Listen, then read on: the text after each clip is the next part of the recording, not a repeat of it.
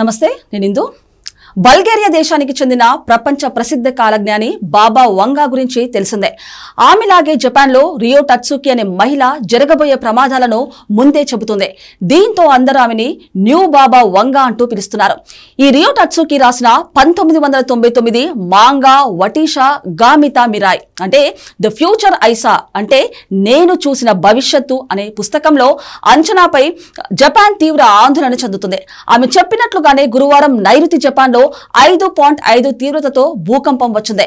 రేపు మరో mega tsunami వస్తుందంటూ ఆమె తన జ్యోతిష్యంలో చెప్పారు. దీంతో జపాన్ ప్రజల్లో బాబా వంగా మాటలు ఆందోళనలు రేకెత్తిస్తున్నాయి. దీంతో ఆ దేశ పర్యాటక రంగ తీవ్ర నష్టాన్ని ఎదుర్కొంటుంది. అంతేకాదు అక్కడి ప్రజలు బిక్కుబిక్కుమంటూ భయంతో వణికిపోతున్నారు. రియో టట్సుకి ఒక జపానీస్ మాంగా కళాకారిణి. ఆమెను న్యూ బాబా వంగా అని కూడా పిలుస్తారు. ఎందుకంటే ఆమె భవిష్యత్ గురించి కొన్ని అంచనాలు చెప్పి అవి నిజమయ్యానని నమ్ముతారు. ఆమె ది ఫ్యూచర్ ఐసా అనే పేరుతో ఒక పుస్తకం రాశారు. ఇది 1999లో ప్రచురింపబడింది. ఇందులో ఆమె తన కళలు డైరీ ఎంట్రీల ఆధారంగా కొన్ని సంఘటనలను చిత్రాలుగా రాతపూర్వకంగా పొందుపరిచారు. ఈ పుస్తకం మొదట్లో అంతగా ప్రాచుర్యం పొందలేదు. కానీ 2011లో జపాన్లో సంభవించిన సునామీ భూకంపం తర్వాత దీనికి ప్రాముఖ్యత పెరిగింది.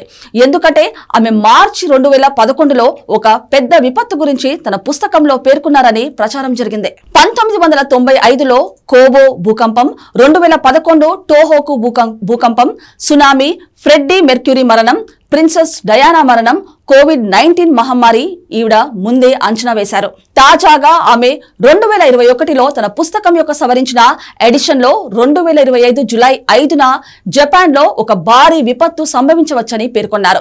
ఇది జపాన్ ఫిలిప్పీన్స్ మధ్య సముద్ర భూగర్భంలో సంభవించే అగ్నిపర్వత విస్ఫోటనం లేదా టెక్టానిక్ ప్లేట్ల కదలిక వల్ల మెగా సునామీ లేదా భూకంపం సంభవించవచ్చని ఆమె ఊహించారు. రియో టట్సుకి జోస్యాలకు శాస్త్రీయం ఆధారం లేనప్పటికీ ఆమె గతంలో చెప్పిన కొన్ని అంచనాలు నిజమవ్వడం వలన ప్రజల్లో ఆందోళన నెలకొంది. ఆమె భవిష్యత్ అంచనాల కారణంగా జపాన్ కు పర్యాటకుల బుకింగ్లు తగ్గుముఖం పట్టాయి. అయితే జపాన్ అధికారులు ఈ అంచనాలను నమ్మవద్దని, ఇవి నిరాధారమైనవని పేర్కొన్నారు. 2011 మార్చి 11న జపాన్ తూర్పు తీరంలో సంభవించిన వినాశకరమైన భూకంపం సునామీ. ఇది జపాన్ లో ఇప్పటి వరకు నమోదైన అతిపెద్ద భూకంపం. ప్రపంచంలో 4వ అతిపెద్దది. దీని తీవ్రత 9.0 కావడంతో సునామీ సంభవించి తీర ప్రాంతాల్లో బాగా నష్టం జరిగింది. ముఖ్యంగా ఫుకుషిమా ప్రాంతంలో అణు విద్యుత్ కేంద్రంలో పేలుళ్లు సంభవించాయి. ఈ భారీ భూకంపం సునామీల కారణంగా దాదాపు 6,500 మంది చనిపోయారు. ఈ భారీ భూకంపాన్ని హెచ్చరించిన తర్వాత న్యూ బాబా వంగా ఫుల్ ఫేమస్ అయిపోయారు. ఆమె అంచనాలపై భారీగా ఉత్కంఠ నెలకొంది. బల్గేరియా దేశానికి చెందిన వంగేలియా పాండేవా గుస్టోరోవా బాబా వంగాగా ప్రసిద్ధి. ఆమె కళ్ళు కనిపించేవి కావు, కానీ భవిష్యత్తులో వచ్చే ప్రమాదాలను గుర్తించగలదన్న ప్రచారం ఉంది. 1911లో జన్మించిన బాబా వంగాకు 12 సంవత్సరాల వయసులో ఒక పెద్ద తుఫాను కారణంగా చూపు కోల్పోయారు.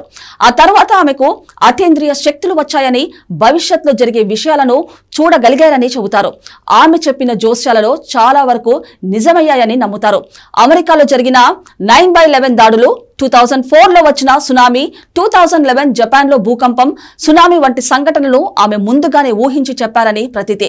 చాలా మంది ధనవంతులు, రాజకీయ నాయకులు కూడా ఆమె సలహా కోసం వచ్చేశారు. ఇంత ఖచ్చితంగా ఆమె ఎలా చెప్పగలిగారనేది ఇప్పటికీ ఎవరికీ అర్థం కావడం లేదు.